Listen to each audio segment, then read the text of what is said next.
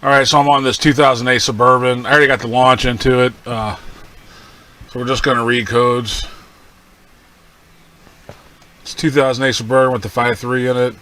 Got the PO449 evaporator emission vent solenoid control circuit. So we'll go in and back out of here and go to special. No. Actuation test, output control, and then we'll pick evap system, and we'll go to the evap solenoid here, and what we're going to do is command that on, and see right now it's off, and you can click and command it on, and I'm not hearing anything in the back. Normally, you know, it's a solenoid, so normally you would hear it click in the back where it's located, telling you that it's open and closing. I'm not hearing anything right now. So it should be a 2-wire, one going to the ECM and one going to battery plus or a fuse or whatever. So I'm going to go pull the wiring diagram real quick, even though I kind of know what it is. And then we'll go back there. We'll take the launch back there with us and see if we have a wiring problem or if we just have a dead solenoid. Alright, so right here we got the evap solenoid, and we got one going over to the ECM, which is should be a white wire, and then we have a red white that goes up here to a fuse under the hood of the car. So I'm not going to check that fuse yet. I'm just going to go down there at the connector because I got a feeling it's just a dead solenoid. So we'll get under there and control the solenoid on and off and make sure it's got voltage coming into it, and just go from there. Alright, for some reason my mic stopped working on my camera on the video from this point on. But all I'm doing right here is coming back here and toggling the solenoid on and off to see if I can hear if the solenoid's activating or not. So if you go in your evap control and go to output controls on evap, you can control that solenoid to turn it on and off. And what I'm doing right here is just toggling it back and forth, and there's no sound coming out at all. So now I got it back probed, and we're going to check and see if it's getting power, if it's even getting power down to here, if it's the power problem or if it's a solenoid problem. I'm still suspecting that it's a solenoid problem, so we'll check it out. Alright, so you can see here we switched to the OTC. I was having problems with the Vantage. We had battery voltage down to the solenoid. The battery's a little bit low from the key being on, but we're going to put a battery charger on it. It should be a little higher than that, but we do have voltage. Alright, so what I'm doing right here, I'm just plugging the new vent solenoid in and just listening for the sound. We know we don't have a power problem going down to it, but just before I hook everything up, I just want to verify that it's working. So I'm just toggling on and off with the launch there, and you can't hear it because for some reason my mic went out, but when I toggle it on and off, that solenoid, the new one, is making noise, so it's working, and there's no issues with it at all. And then here's that new wiring harness. If you don't have the updated vent solenoid, you may have to buy this wiring harness separate. It's like $15, I think, at O'Reilly's, and it'll transfer it over to the newer style vent solenoid here, allow you to use it. So anyway, all is good on this. So I'm just going to go ahead and install this real quick. There's not a whole lot to show on that. So I got the old one disconnected from the gas tank, and you can see here there's a big split in the line.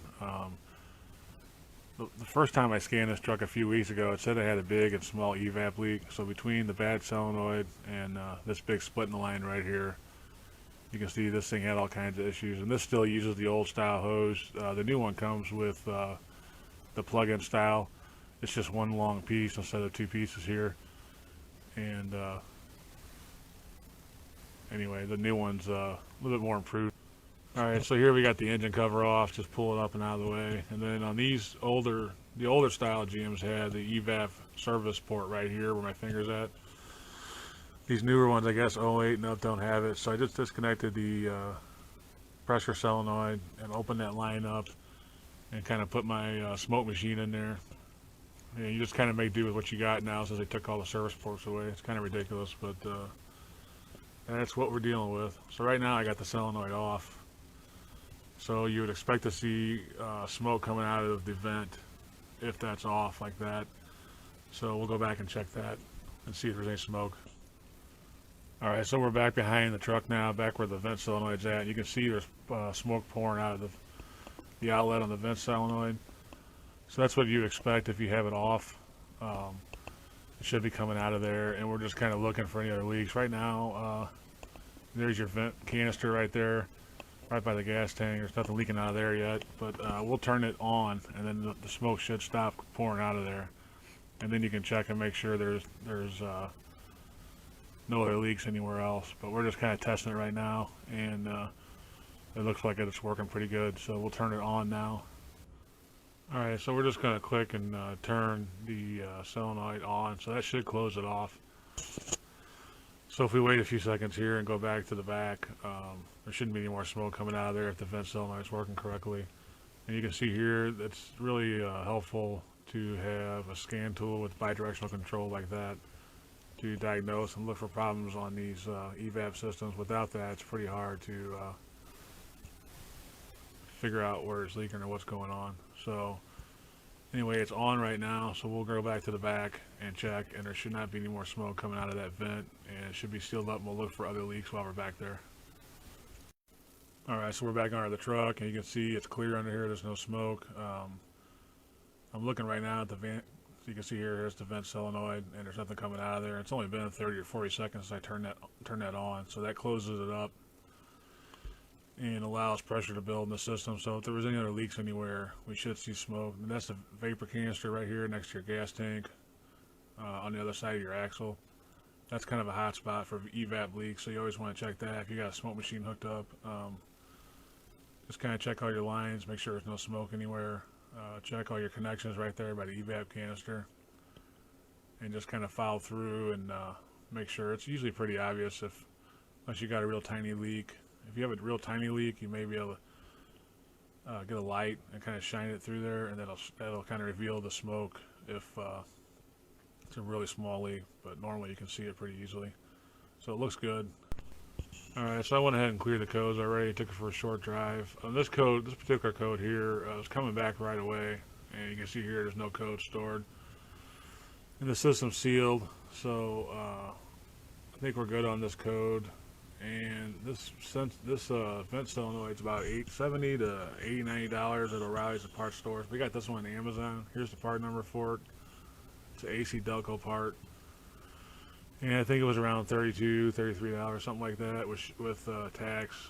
And this isn't a super critical code here. So if you want to save some money and wait a few days and order on Amazon, I don't think it's not going to hurt your car or anything if you do something like that instead of going to AutoZone or whatever and spending 2 to 3 times more for it. Sometimes Amazon's a good source for parts, especially OEM parts compared to even the OEM.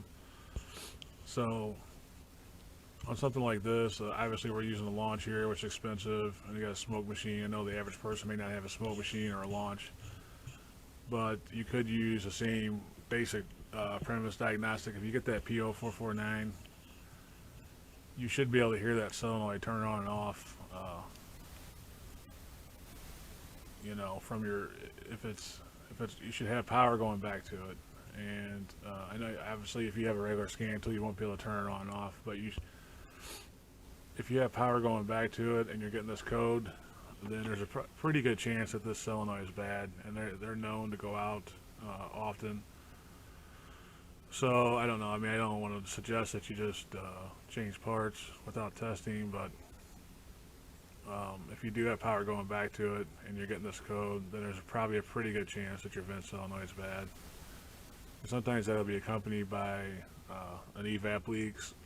This one had a small and large evap leak the first time I scanned it a few weeks ago, and you saw that the vent solenoid was bad and it wasn't operating. And then we had that rip in the line, or the line that was cracking. So those were 2 places for sure that were a concern, and we're glad, and then your new vent solenoid comes with that line. So that's pretty much it for this. We'll get this hoopty back to the owner, and hopefully you'll like and subscribe. And